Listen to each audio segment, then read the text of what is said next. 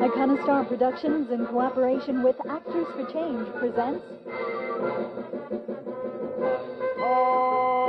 Tall as a mountain, and my hopes can reach to the sky. And my strength is my desire, and my dreams can help me fly. And the twistings of each road I'm on make me open up my eyes. Joy and sorrow are awaiting me at each turn as they arise. Each Turn by Bill Olson. Starring John Townsend as Jeff Adams.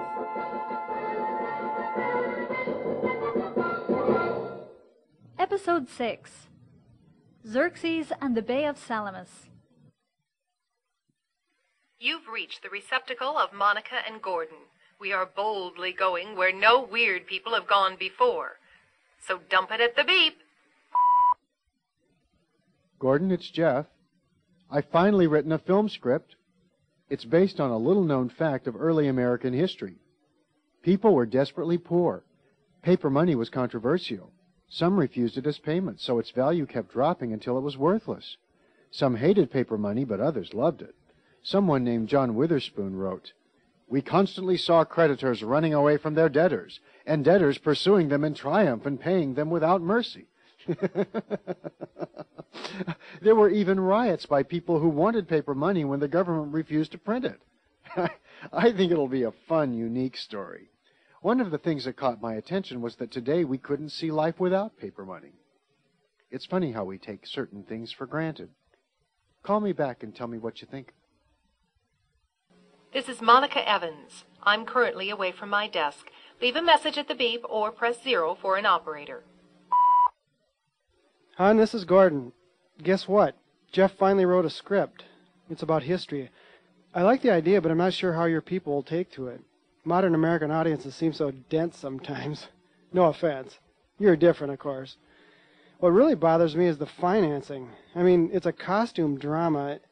I can do a modern story for $40 with public access video, but a costume drama, I have no idea how to pay for that. I'll have to ask Jeff about it. I got to get my hands on that script. Maybe I shouldn't get my hopes up too high. His writing has a lot of room for improvement. He probably wrote a piece of trash. You've reached the receptacle of Monica and Gordon. We are boldly going where no weird people have gone before. So dump it at the beep. Hey, Gordon, Monica. I'm glad Jeff finally has a script. It's been 2 years since you had one to direct. And don't worry about how good it is. First you write, then you rewrite, right? Gordon, it's Jeff. You weren't home, so I left the script behind that green box on your porch. Hope you like it. You've reached Cameron Wallace Productions. This is Julie Sherman. Your call is very important to us, so leave a message after the tone.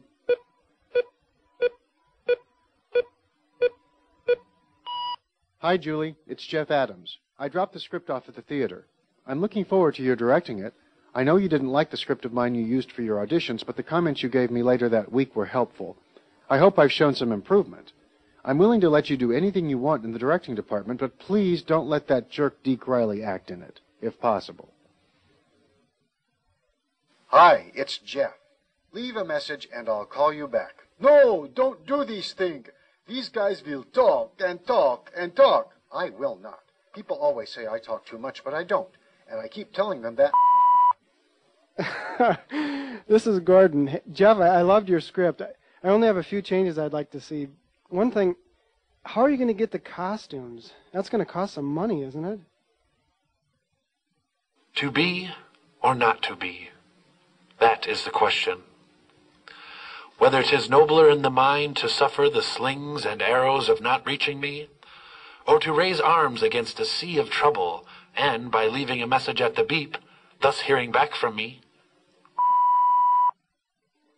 Geez, you got a long message, Deke. This is Gordon. I think I got a script for you to act in. I know you said you're a stage actor, but I think you'll find this a fun film.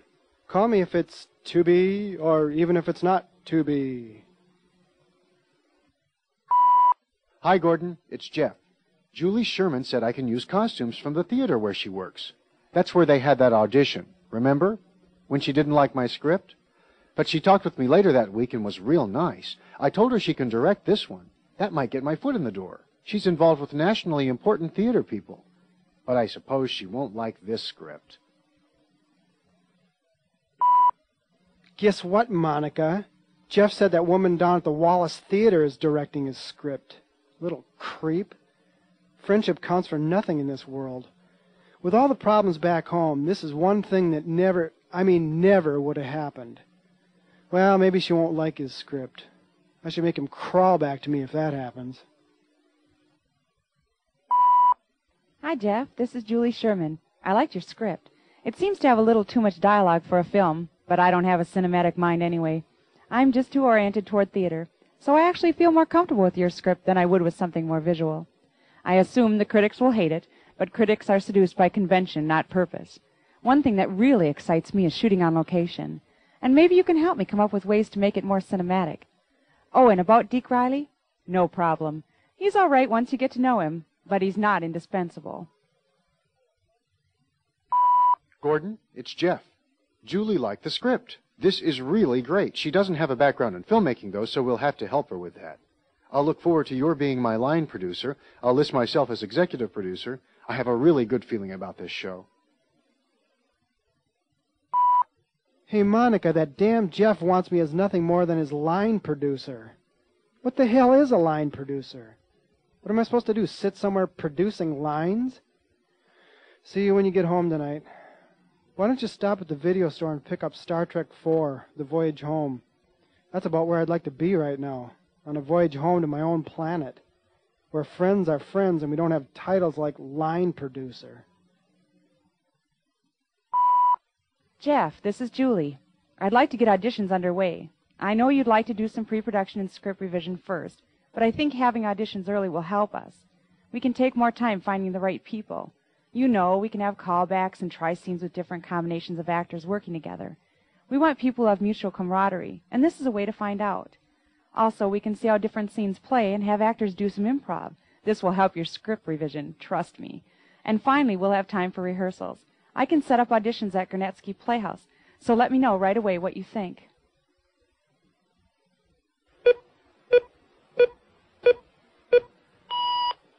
I think that's a great idea, Julie. This is a big production, and I'm starting to become overwhelmed. If you can handle setting up the auditions, I'll take care of the camera equipment and production schedules.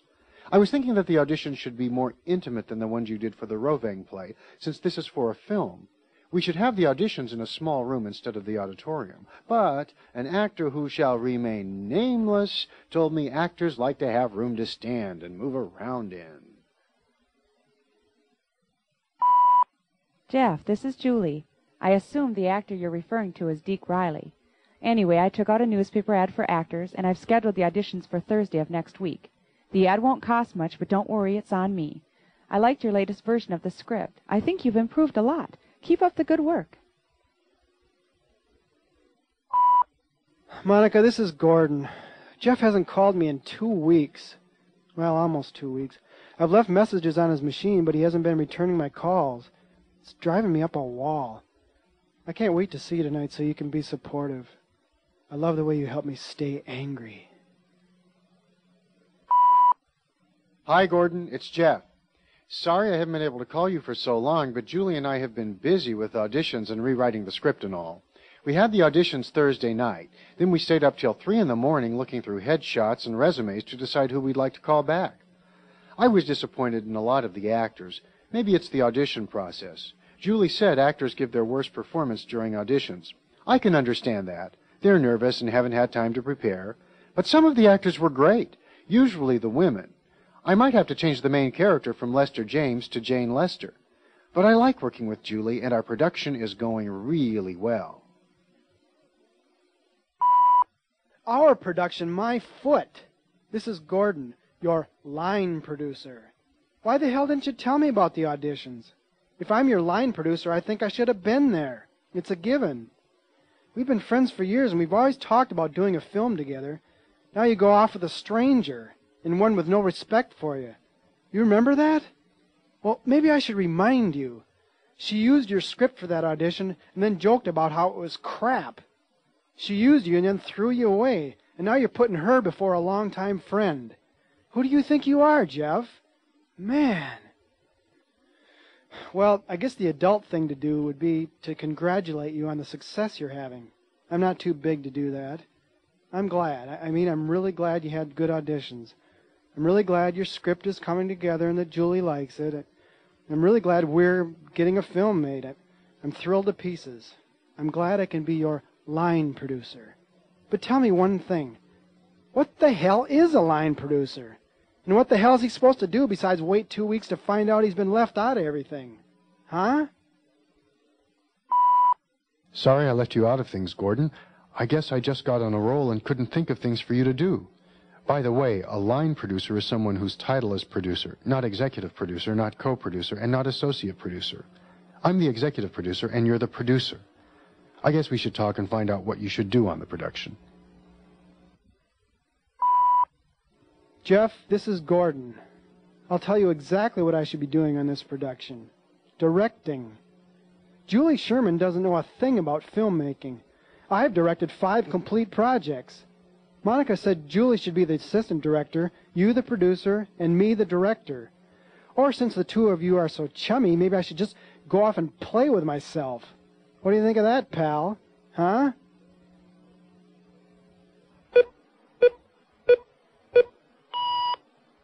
My name is Monica Evans, and this call is for Julie Sherman.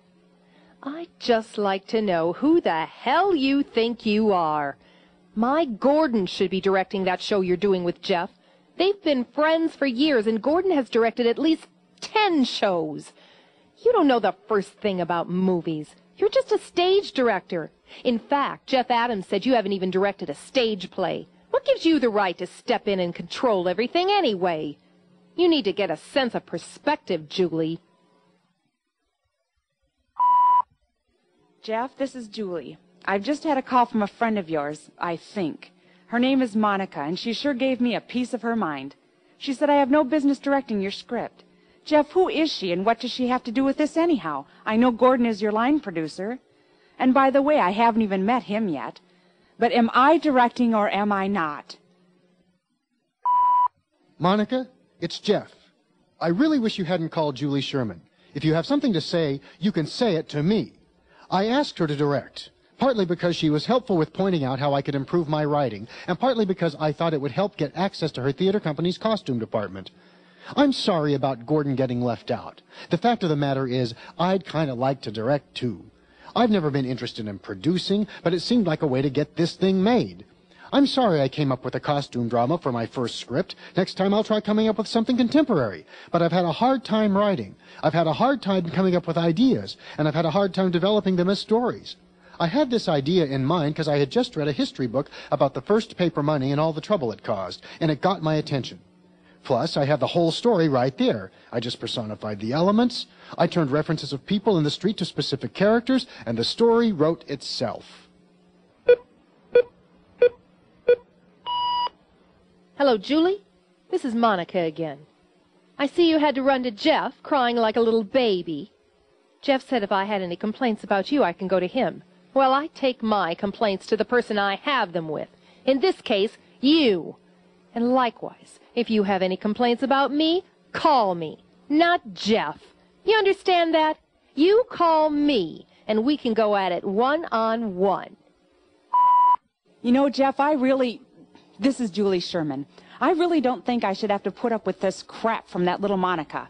This film of yours isn't that important to me. I work on multi-million-dollar stage plays that tour the country and sometimes Europe. I know it's not your fault, and I don't want to insult a friend of yours. It's just that this is a hard thing to put up with. You can count me out. Tell that little Monica she's won. I hope she's happy. She has the kind of personality that's going to get her into some serious trouble in her life. Monica, it's Jeff. I'm sick and tired of you calling Julie and yelling at her. This is my production. It's my script, and I asked her to direct. She didn't just shove her way in like you seem to be accusing her of.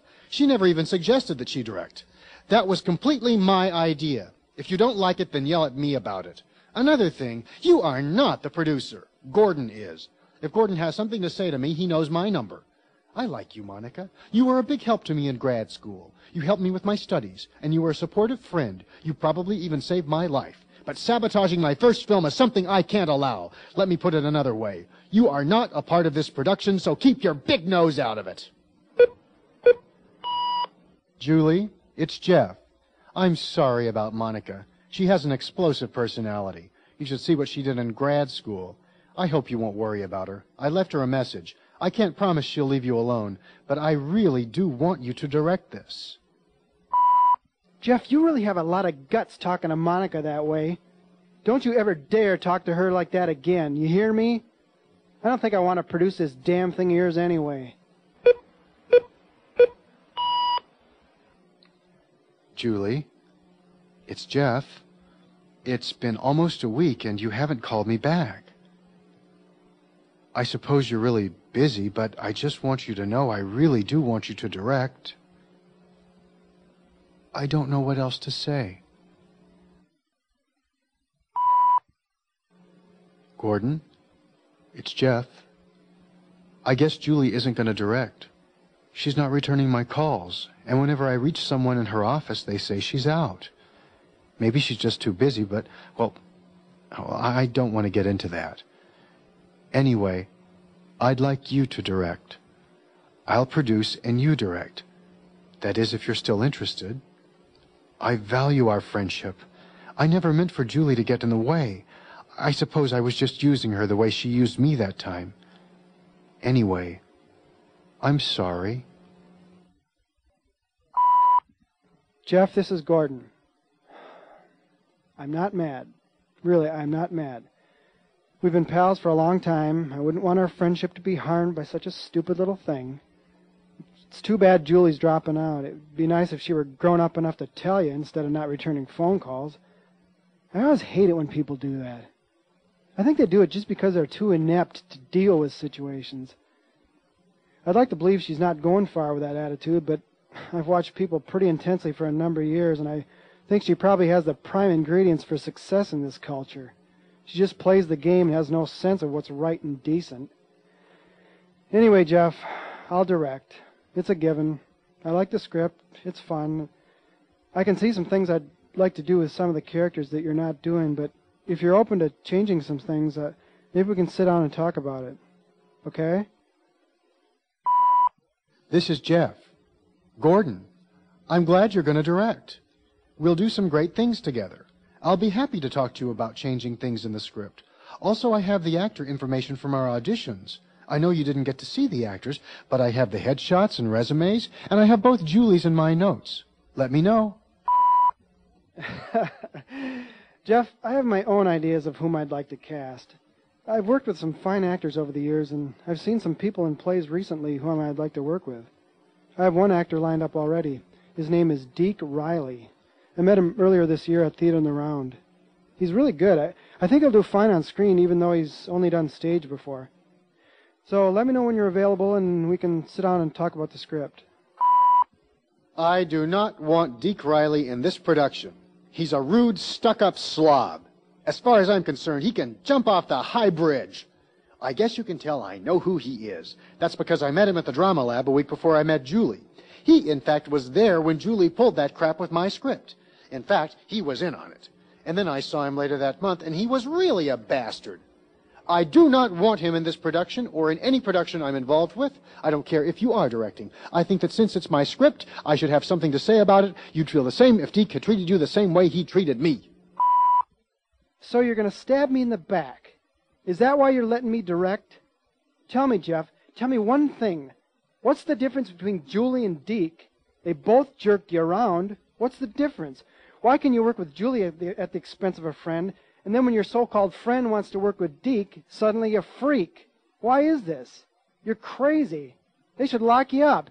You're just looking for any excuse to jerk me around. I'm sick of it. I'm sick of it. I'm directing this thing. I'm directing and I'm casting. That's what the director does. You understand? The director chooses the actors. If you don't like Deke, you stay home and write your next script. I'm directing and I'm casting. That's it. Goodbye. Gordon, Deke is not going to be in the show. You can forget about directing. I'll direct it myself. It's my script, and I'll do as I please. He will not be the face and the voice of any of my characters, and if you don't like it, it's just too bad. Well, Jeff, I'm glad to know what friendship means to you. I'm glad you care about my feelings. That's what you might call sarcasm, irony. It has a long time-honored tradition on this planet. Maybe not among Germans, who tend to be more literal, but among Americans. And in case you'd like me to be more literal, listen to this. You're selfish and mean. If you direct anything for someone else, I hope you don't try to defend your artistic rights. Don't be a hypocrite, Jeff. That's the worst, to be a hypocrite.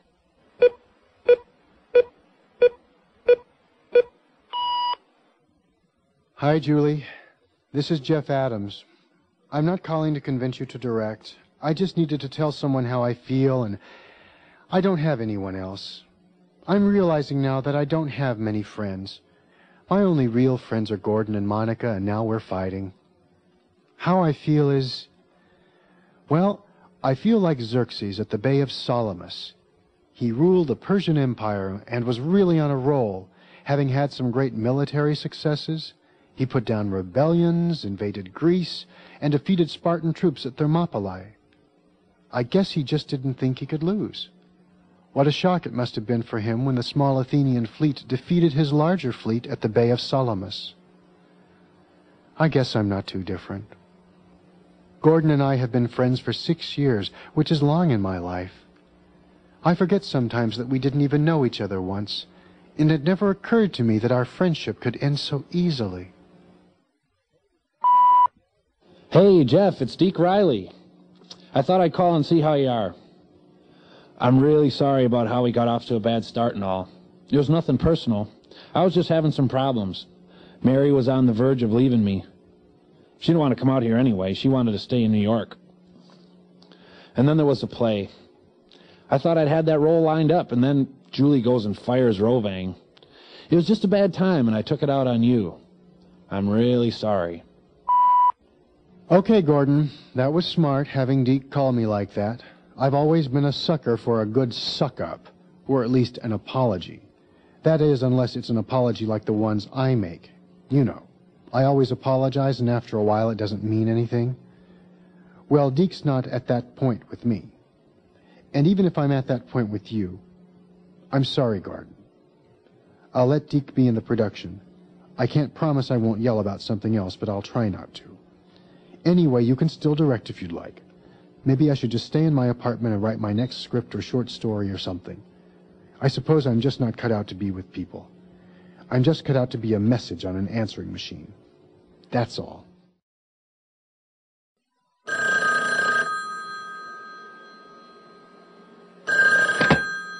Hello? Hi, Jeff. Hi, Gordon. So I wondered when you were available to talk about the script. Oh, sure. Yeah, let me get my calendar. I'm really glad you called. Yeah? Well, me too, pal. Me too.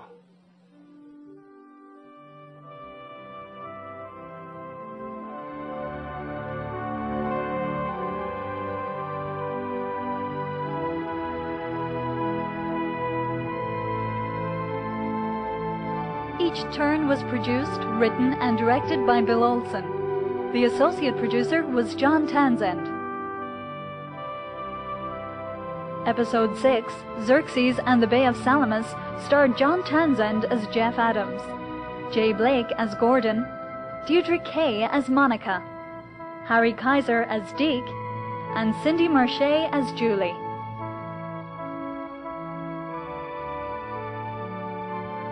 The music was by John Wright.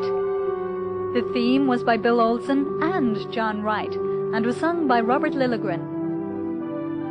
Production assistance was by Chris Freeman. My name is Siobhan Parnicky. The producers wish to thank CTV Roseville and Cable Access St. Paul, both in Minnesota. All persons and situations in this radio drama are fictitious. Any similarities to actual persons, living or dead, is strictly coincidental. Each turn is copyrighted 1996 by Bill Olson.